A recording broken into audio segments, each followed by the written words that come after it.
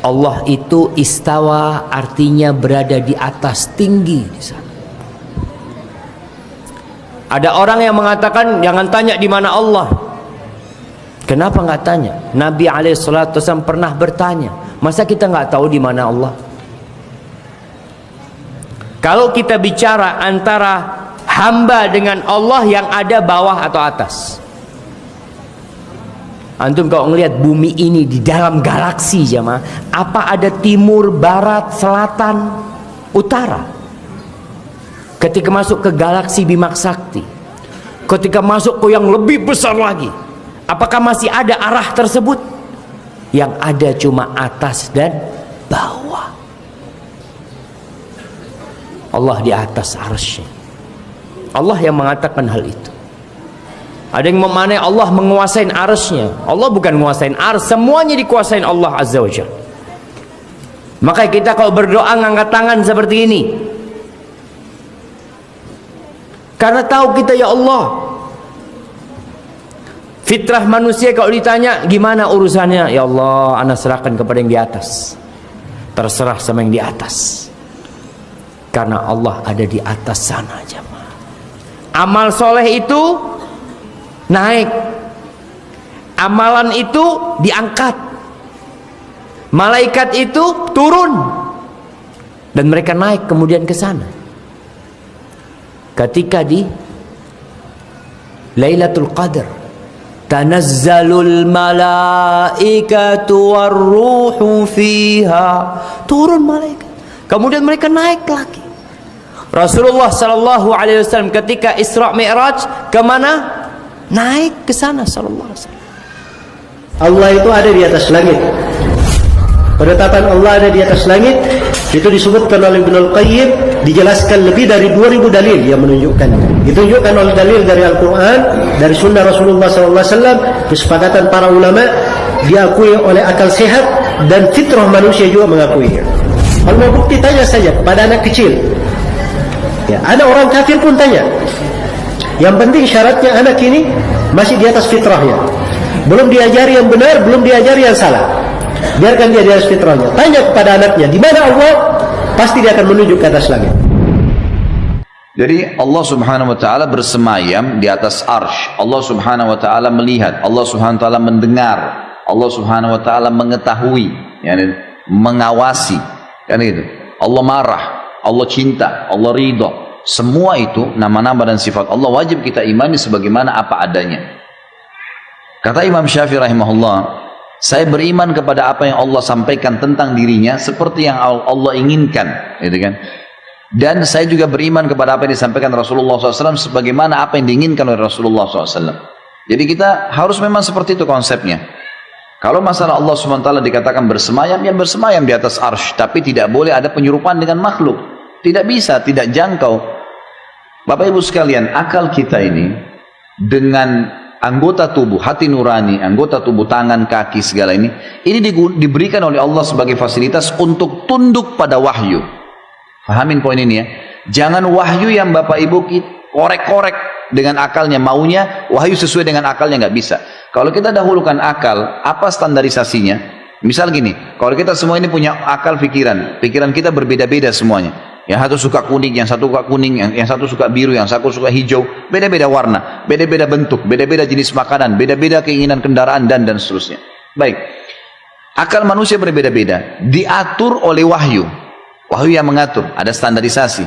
Bayangkan kalau kita balik, akal yang mengatur wahyu, akal siapa yang jadi standar? Kan itu. Bapak Ibu kalau kerja di satu perusahaan, yang harus tunduk, kita tunduk ke peraturan perusahaan atau perusahaan tunduk dengan akal-akal otak-otaknya pegawai-pegawai? Tentu saja pegawai tunduk kepada peraturan perusahaan. Bayangkan kalau saya buat perusahaan, semua pegawai saya harus ikutin otaknya mereka semua. Jadi mereka semaunya masuk kapan, mereka pakai baju terserah, mereka berbuat semaunya, ambil uang semaunya. Kacau balau lah perusahaan itu. Harus ada standarisasi. Wahyu itu standarnya, hukum. Semua otak harus tunduk di situ. Karena kalau akal yang kita dahulukan harus wahyu ikut akal, kita akan protes. Kenapa laki-laki dan perempuan saja? Kenapa tidak ada jenis kelamin yang ketiga? Kenapa sholat duhur 4 rakaat? Kenapa sholat 5 kali? 1 kali saja. Kan gitu. Terusnya kita akan banyak protes tuh. Kenapa ada malam dan siang? Kenapa harus ada begini? Kenapa harus ada begitu? Kenapa harus ada pisang? Kenapa harus ada anjing? Kenapa harus ada babi? Banyak. Akal tidak bisa kalau dilepas, tidak dikontrol oleh wahyu, dia akan kemana-mana. Kacau balau semuanya. Maka harus ditundukkan dengan akal kita, dengan wahyu. Wahyu menyampaikan tentang nama-nama dan sifat Allah. Kita harus imani apa adanya sampai ada penjelasan dari wahyu. Wahyu cuma menyampaikan Allah punya telapak tangan, Allah punya kaki, Allah punya penglihatan, pendengaran. Tapi Allah katakan dalam Al-Quran, laisa kamitslihi syai'un wa huwas samiul basir. Allah itu tidak menyerupai siapapun, gitu kan? Apapun, dan dia maha mendengar lagi maha melihat. Jadi kita harus tahu masalah itu. Masalah Allah SWT beristiwa, bersemayam di atas arsy-Nya dengan kemahabesarannya. Imani masalah itu. Makanya Imam Malik rahimahullah pernah ditanya seseorang, lalu dia berkata, wahai Imam, bagaimana sih caranya memahami istiwa? Seperti tadi pertanyaan, apakah seperti manusia bisa difahamin begitu? Manusia yang naik di atas singgasana? Lalu kata Imam Malik rahimahullah kalimat yang bijak, orang yang punya ilmu dalam masalah ini, dia mengatakan, istiwa sudah maklum, bersemayam itu jelas, nggak ada sesuatu yang perlu dipertanyakan. Dalam bahasa Arab, istiwa jelas adalah naik ke atas singgasana, gitu kan? Kemudian dikatakan kaifiyahnya majhul, bagaimana prosesnya tidak jelas buat kita karena tidak disampaikan dalam wahyu. Kita imani apa adanya. Was-su'al anhu bid'ah, bertanya tentang itu adalah perbuatan bid'ah, gitu kan? Imam Malik menutup pintu itu karena berbicara dengan tentang zatnya Allah itu tidak bisa terlalu jauh kecuali ada dalil yang menjelaskan. Mengapa keyakinan bahwa Allah ada di mana-mana adalah keyakinan menyimpang? Ya karena Allah mengatakan dia berada di atas, jemaah. Kalau Allah menyebutkan dirinya ada di mana-mana, kita pun akan beriman. Sebagian orang berdalil dengan riwayat Ali bin Abi Thalib yang riwayat itu nggak ada dasarnya. Riwayat itu dhaif, bahkan bisa jadi palsu. Bahwasanya mengatakan man ayyana al-aina la yuqalu innahu aina. Yang menentukan tempat di mana nggak pantas dia ditanya di mana. Jamaah rahimakumullah, kita itu tidak tahu tentang Allah kecuali Allah yang ngasih tahu kita. Sehingga ahlus sunnah wal jamaah akan menjadi orang yang paling nikmat hidupnya ketika dia menjalankan perintah Allah sesuai dengan yang Allah inginkan. Tatkala dia beriman dengan berita yang Allah sampaikan, dia mengatakan ya, Allah mengatakan Ar-Rahman 'alal arsy istawa, ya kita katakan itu. Allah berada di atas sana. Oh, berarti Allah butuh. Siapa yang bilang Allah butuh? Allah butuh dengan tempat? La. Allah tidak butuh dengan arsy-Nya, Allah tidak butuh dengan alam semesta ini. Tapi Allah ngasih tahu kita di 7 ayat dalam Al-Qur'anul Karim. Semuanya Allah katakan 'alal arsy istawa. Di atas arsy-Nya dia. Tinggi di sana, jamaah. Maka kita beriman seperti itu. Kalau antum nanti ditanya di kuburan tentang akidah antum katakan, ana percaya yang kau sampaikan ya Allah di dalam kitabmu ya Allah. Selesai, jamaah. Dan itu aqidatus salafus saleh. Dan ini tidak pernah diributkan di masa para sahabat. Nggak ada yang ribut zaman sahabat tentang ayat itu, nggak ada yang ribut. Di masa tabi'in nggak ada yang ribut. Tapi kenapa kemudian ada yang meributkan ayat tersebut? Berarti ada masalah. Bukan di ayatnya, bukan. Karena ayat itu didengar oleh 70.000 sahabat Rasul sallallahu alaihi wasallam atau bahkan lebih. Mereka mendapatkan ayat-ayat itu, tapi mereka tidak meributkan hal itu. Nah, assalamualaikum Ustaz, kenapa di Indonesia menteri agama itu yang berbiasa di publik, kenapa dari Islam? Sedangkan menteri agama telah dipecah di berbagai agama. Serta Indonesia bukan negara Islam tapi negara demokratis. Jadi apakah Pancasila perlu diganti pada sila pertama dan ketiga? Antum mau ganti Pancasila, jamaah?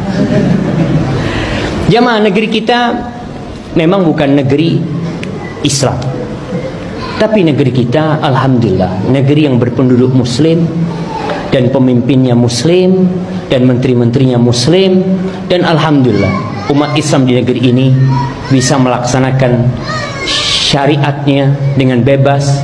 Kita bisa beribadah, kita bikin kajian. Dan antum perlu tahu bahwasanya Allah Jalla Jalaluhu akan mengangkat pemimpin yang baik kalau kita baik.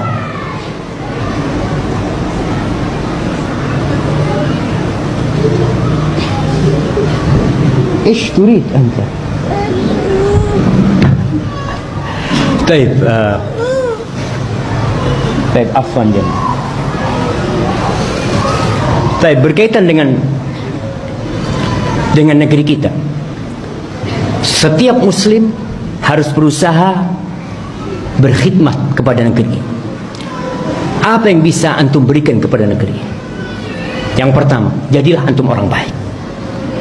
Dekatkan diri antum kepada Allah. Ajak orang-orang untuk mendekatkan diri kepada Allah. Ketika banyak orang-orang yang soleh, kira-kira bagaimana bentuk negeri ini? Akan jadi soleh, akan jadi baik. Barakallahu fikum. Amintum man fis sama. Apakah kamu iman man fis sama? Ayursila alaikum hasiban. Yang jelas Allah resminya istilahkan zatnya itu man fis sama. Zat yang ada di langit. Istilah resminya aras juga di atas langit. Ar-Rahmanu alal arsis.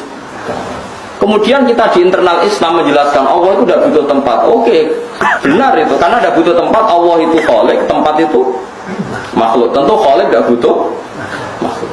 Ya seperti itu saja. Tapi kalau kamu bilang Allah nggak punya tempat, mesti orang masih ngejar. Lalu di mana? Pokoknya di mana-mana. Lu banyak. Mana bingung kan? Wah, jatuh nih Pak Zaiduddin jadi NU gak di mana, gak kemana tapi di mana-mana. Bangunnya pangeran kau NU tapi gak kemana tapi di mana-mana. Kan itu. Jadi sekarang baru kepikiran gara-gara anak-anak mulai ditaskek ya, ada ngalami diragukan dalam beragama. Semua eling balik ning Quran hadis. Istilah resmine Allah itu, pokoknya istilah yang dhuwur. Kowe nak donga nggih menengadahkan tangan ke atas. Cara kowe di nasib piye-piye mbok sing dhuwur piye ra roh. Nang Jawa mbok sing ngecat lopo, malah pengiran kok ngecat barang malah repot. Pokoknya sementing kowe nglafat lafat sing nunjukno takdim. Saya ulang lagi, sementing kamu mensifati Tuhan yang menunjukkan takdim. Ora sabuk mafhum kalau Tuhan di atas berarti bertempat, kalau bertempat berarti butuh tempat, kalau butuh tempat berarti ora istighna, berarti ora qiyamuhu. Iku ora kowe tau ngaji, kamu iki bakas wong ora tau ngaji. Senengane kok bakas sing jelimet-jelimet. Mulane kula suwun, Allah nak nerangno date ya sederhana. Amin tu man fis sama, amin tu man fis. Wa huwal ladzi fis samai ilahu wa fil ardi ilah. Kadang awan nerangno wa huwa fis samawati wa fil. Jadi Allah itu ya biasa saja. Aku yo ono. Anakku yo ning langit, aku yo ono ning bumi. Tapi aku itu sitok, kul wawaw ahad. Ya sudah seperti itu. Jadi kalau dicoba tenan waduh. Kalau harus suwi aku pikiran, kalau tahu kita suaras. Kalau nebet kadang ini SMP ini ya kepikiran juga. Allah itu di mana? Sekolah yang hadis ada amat ditanya Nabi untuk ngetes dia mukmin dah. Ketika ditanya aina Allah, fa asyarat ila sama Nabi dibenarkan. Ya sama Nabi nopo dibenarkan bahwa Allah itu di atas. Tapi kira saya mikir, lalu Allah duduk di kursi. Kursinya itu dari singgasana gini, terus buletan itu serasa mikir. Nah Imam Ghazali yang mikir gampang. Aras itu diciptakan Allah, kursi juga diciptakan Allah. Kalau diciptakan berarti aras dan kursi yang butuh kudrohnya Allah, bukan kudrohnya Allah yang butuh kursi yang aras. Ya semua biasa wae, urus arep. Aras masih kondangnya kayak ngono diciptakan, kursi yo diciptakan. Nah, bangsa di itu pokoknya ya di itu objek. Daripada yang mulai Allah ada di mana-mana, terus cilik-cilik mana takut, banyak malah disimpul loh. Benar. Kalau di mana-mana udah nyimpul nih. Kalau gitu malah ribet mana ya? Ya orang tak tahu malah bingung nona. Allah ada di hati, baru saya malah repot mana. Nah makanya Allah sekarang mensifati dirinya sanad Quran era sanad semacam-macam. Allah itu zat yang menciptakan langit bumi. Allah itu siapa? Yang bikin bainal bahraini hadis ya. Allah itu siapa? Yang yujibul muttarra idza da'a. Allah itu siapa? Yang wa yaksifus su. Ya sudah seperti itu saja. Jadi menerangkan Allah itu terangkan lewat reputasi Tuhan atau akhwal ya, atau af'alullah, bahwa Allah itu yang menciptakan langit bumi, yang ya sudah seperti itu. Hindari ngomong Allah sing mengarah ke hulul dan jihad, bahwa Allah itu butuh tempat. Kalau terangkan, kalau sengaja ngajak putu-putu tiang sing alim alama niku nggih baca kitab, misalnya Al-Ibris nopo Al-Iqlil nopo yang milik kiai-kiai Jawa. Niku mesti pertama yang ingin diketahui itu misalnya ketika Ki Bisri maknani wa antas ma'u benal ukhten, lan ora oleh nikah dua saudara putri. Ya niki kula tenang-tenang mawon badhe nerangno fikih. Misale jenengan nikah kalian Zainab atau dengan Sri atau siapa saja. Itu enggak boleh saat yang sama sebelum dicerai mbak ya mbok nikah, adik ya mbok nikah. Pertanyaannya, mau nggak ngerasa minuman kan? Mau bukan ngaji kok, ngombe lucu. Pertanyaannya adalah, secara disiplin fikih, niku wa antas ma'u benal ukhtan itu yang nyata-nyata haram adalah benal mar'ati wa ammatiha, benal mar'ati wa kholatiha. Yang nggak boleh dinikah itu bukan sekedar dua saudara, dua saudari ini, tapi juga perempuan dan buliknya, perempuan dan budenya, perempuan dan mbahnya, dan seterusnya dan seterusnya. Sehingga kita ketika maknani wa antas ma'u benal ukhten adalah jangan menikahi dua perempuan sing bainahuma mahramiyah. Ya saya ulang lagi ya, jangan menikahi dua perempuan sekaligus yang dua perempuan ini ada hubungan apa? Mahram, hubungan darah. Nah hubungan dua mahram itu bisa karena ukhten, bisa karena perempuan dan buliknya, budenya, atau perempuan dan mbahnya. Sehingga ketika ada gerakan kembali ke Quran dan hadis, kembali ke teks Quran dan hadis, dan kita hanya mempercayai teks sorih ya, teks yang sorih dari Quran dan hadis, kita yang nekuni ilmu ushul fikih justru mboten kepengen ngoten. Karena kalau kita hanya berpegangan nas, berarti yang haram hanya wa antas ma'u bainal ukhten. Padahal ada bainal mar'ati wa ammatiha wala bainal mar'ati wa kholatiha. Di pondok itu ajaran pertama itu tauhid, dan itu mesti diajari sifat pertama Allah itu wajibul wujud, wujud kita mbakok mukhalafatul hawadis. Dan mereka sering beri contoh. Kenapa tafsir Munir bismillahirrahmanirrahim pertama yang diterangkan oleh tafsir Munir Senawi Al-Jalil. Kenapa Al-Quran dimulai dari ba? Dan ba dimulai ada titiknya satu. Itu Allah seakan-akan mau maklumatkan bahwa awalu hadil mawujudat adalah nuqtah wahidah. Pertama wujud, kamu gambar apa saja, saya sering cerita ini tak ulang-ulang. Kamu gambar apa saja, entah gambar jelek, entah bagus, tetap dimulai dari satu titik. Angka 1 juta sampai 1 miliar, 1 triliun tetap dimulai dari angka 1. Sebab itu bak di situ kata Syekh Nawawi adalah bi kana makana wa bi yakunu mayakun. Dengan saya kata Allah yang ada menjadi ada, yang mau ada saya yang mengadakan. Unsur utamanya saya kata Allah. Nuqtatil wujud. Artinya gini, andaikan kita neladani tafsir-tafsir yang ada di Indonesia, kita ini pasti menguatkan akidah. Bukan menang kalah urusan sosial, urusan itu kedua ketiga lah, syukur-syukur menang. Tapi kalau kita paksakan itu yang nomor satu, pasti kita sering kecewa. Itu rektor UI itu mesti miskin tuh dibanding pengusaha-pengusaha Jakarta itu kalau nggak terima, saya ini rektor Universitas Islam masa kalah kaya, kan repot nanti. Tapi barokahnya qanaah, alhamdulillah gak apa-apa ya. Jadi jelas ya di sini beliau ngendikan yang menang hujah itu fa innaha mustamirratun abadan. Logika itu mustamirratun abadan. Dalam kitab Fathul Bari syarahnya Shahihul Bukhari dijelaskan kemenangan umat Islam itu iltizazan aklian. Kita punya akidah yang secara akal itu nyaman. Coba Anda misalnya jadi muslim, Anda mungkin profesor, kayak alim, kayak top, terus ditawari satu teori begini, hadil maujudat khalaqahal adamu misalnya, ini yang alam nyata ini penciptanya adalah ketiadaan, kamu pusing 7 keliling, ini gimana sesuatu yang ada kok penyebabnya ketiadaan? Sebab itu dulu ada sahabat namanya Jubair bin Mut'im. Itu tokoh besar di kafir Quraisy. Saking tokohnya dia yang jadi utusan untuk membebaskan Asra Badrin, tawanan Badar. Pas dia nginep di masjid nunggu ketemu Nabi, Nabi pas sholat maghrib baca wattur wa kitabim mastur fi rabbim mansur. Didengerin sama dia sampai pada ayat am khuliqu min ghairi syai'in am humul khaliqun. Masa alam raya yang seluas ini kemudian diciptakan tanpa sebab yang ada? Atau kamu-kamu yang enggak mengakui Tuhan itu kamu mencipta langit dan bumi? Am khalaqus samawati wal ardh la yuqinun. Nangis dia. Nangis terus sungkem masuk Islam. Sampai ngendikan fakaan nama sudi qalbi. Sebagian riwayat kada qalbi ayatir. Dengan logika yang dibangun Quran itu hampir habis, saya habis. Karena Quran sangat demokratis. Qul ara'aytum ma tad'una min dunillah aruni madza khalaqu minal ardi am lahum syirkun fis samawat. Kalau Anda merasa jadi Tuhan enggak apa-apa. Tapi tunjukkan reputasi Anda. Apa Anda menciptakan langit bumi? Apa ketika saya bikin langit kata Allah kamu ikut urun? Saya sering cerita apa kamu ikut nyumbang semen pas saya bikin langit? Enggak kan? Malah sebagian ayat Allah ngendikan ma asyadtuhum khalqas samawati wal ardh.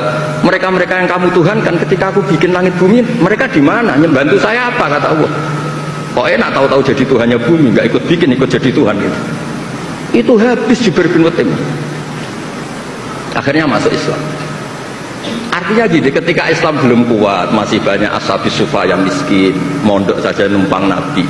Itu hujahnya sudah menang. Makanya kata Syekh Nawawi, yang mesti menang itu hujah fa innaha mustamirratun abadan.